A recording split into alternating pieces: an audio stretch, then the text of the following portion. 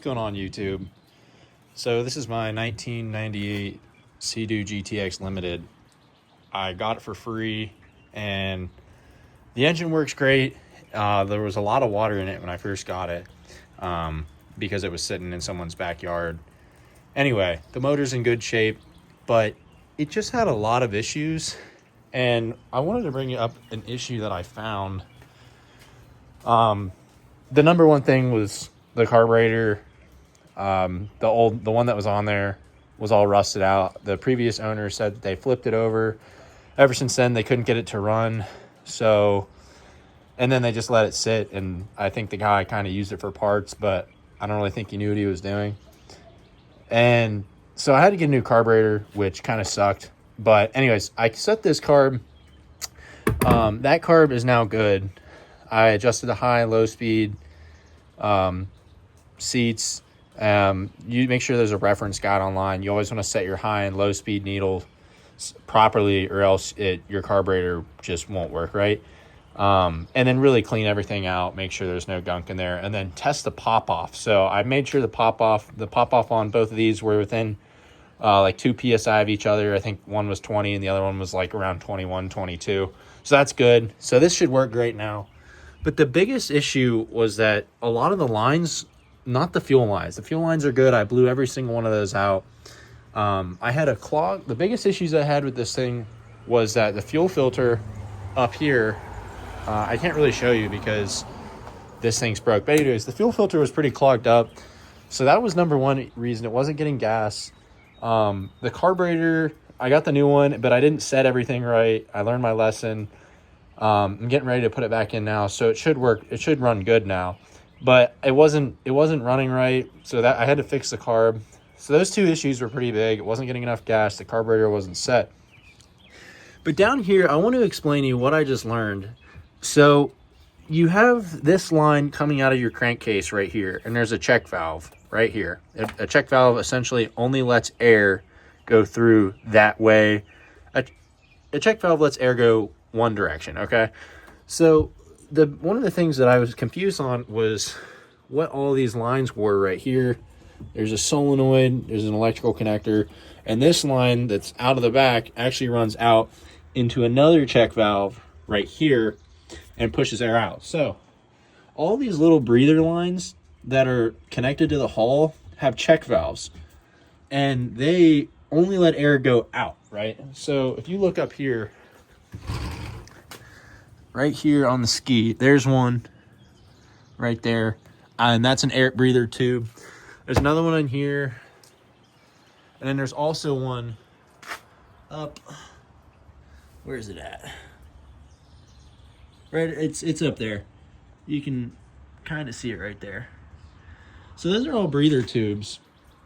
I blew all of them out, and they're all check valves, so they only let air go out one way. So because I was like, well, why can't water just go back in? Well, it's a check valve, so it can only come out. So that's the issue so far. But let me get back to what I was really struggling with here, because I think this was a bigger issue. So I took this thing out on the water. This was before I took this thing on the water when I thought I had everything good. This is probably my third or fourth time really narrowing this thing down. Then again, it's my first time ever working on one of these machines. And it would get up to like it would die at idle. Like it would start up great, it'd run really healthy, but it just was hesitating, and I think that was part of the carburetor issue. But then it would get up to like 3,000. It would run really good in between 1,000 and 3,000 RPM, and then it would just crap out. It would die. You'd push it right above 3, and it would fall, right? It would just completely die. So that's I think that's a carburetor thing.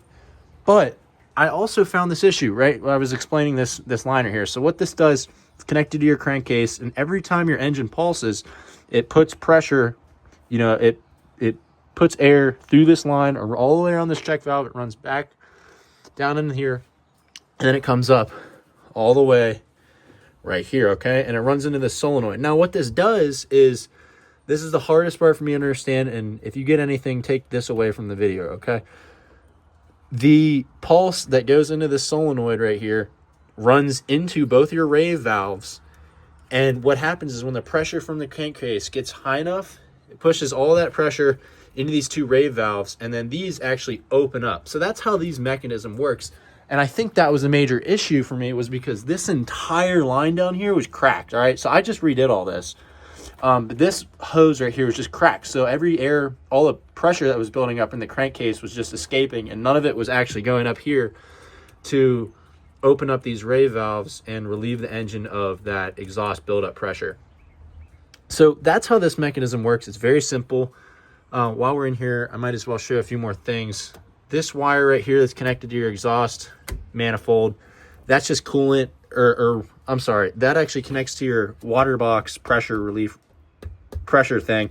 And that works kind of the same way, I think. When pressure builds up, I think similar mechanism right here. I haven't looked too much into this one. It's a little different, but this is connected to your water box. I think this is just a pressure line, and this is like water box Rave valve pressure regulator or something. So I think this is also a pressure line. Now, this one right here is just a water. It's just water shoots out the back. When your engine brings, your cooling system brings water in, some of it comes out here. And I think this one's also water right here. So this one and this one are water, and then this one I believe is pressure. It could also be water. To be honest, I don't want to speak for it too much because that's really all I know. But make sure these are all good. Like the spring, make sure these have springs in them. Make sure they're not gummed up, because then these will not work. I actually opened this one up, and the spring was snapped inside of it. So I'd order a new spring. Just a lot of stuff. Inside of here, if your engine doesn't start or you're having some type of electrical issue, here's a great place to start. This fuse could be blown. This is a fuse that your jet ski won't start if this fuse is bad. Here's your starting solenoid, your ignition pack, which leads your two ignition coils to your spark plugs.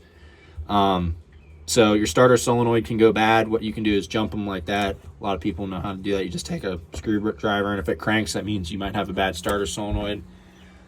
What else? What else is there inside of here?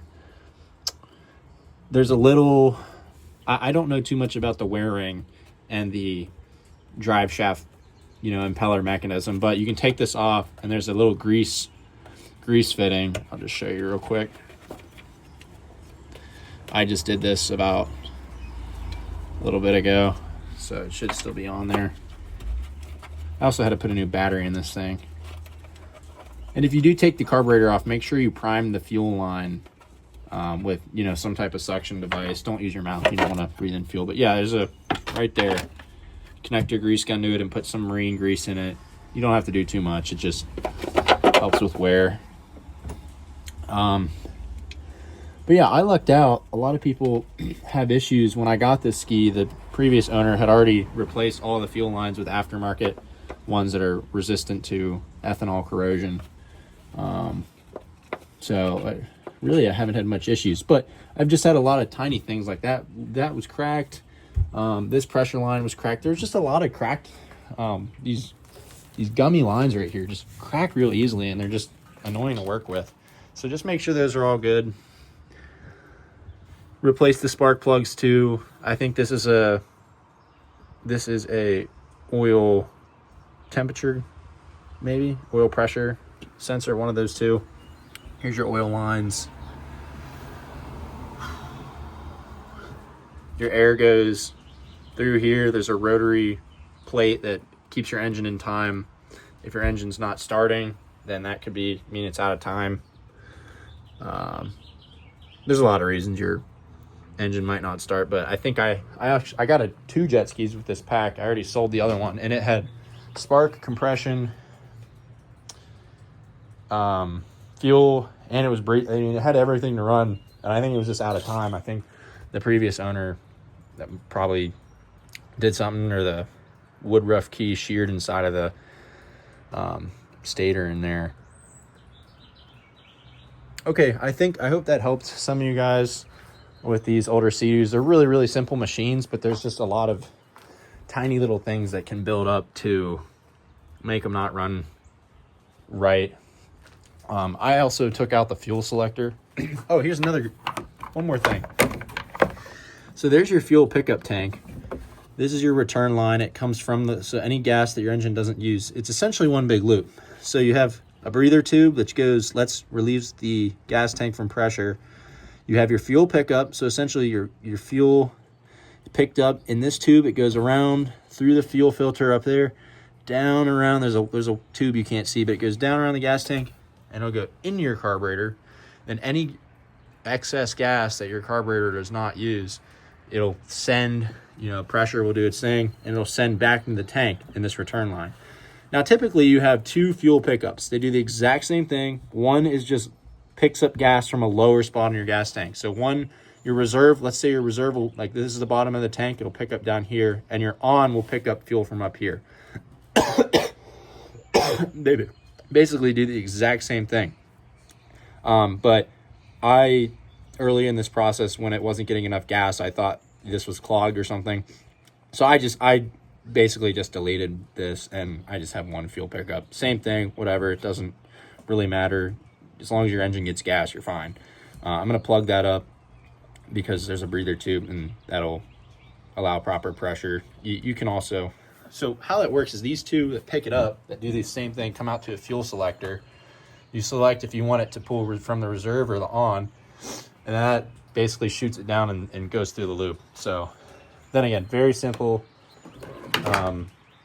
There's a lot of things that can cause these skis not to run good, but overall, I'm going to put all this stuff back. I think we made out pretty good for essentially a free ski, 2 titles. So, okay, guys, if you have questions, leave them in the comments, and I'll do my best to respond. And if anyone else knows any answers to the questions, feel free to drop a like and help out someone else that's in need. So, all right, guys, that's all I got.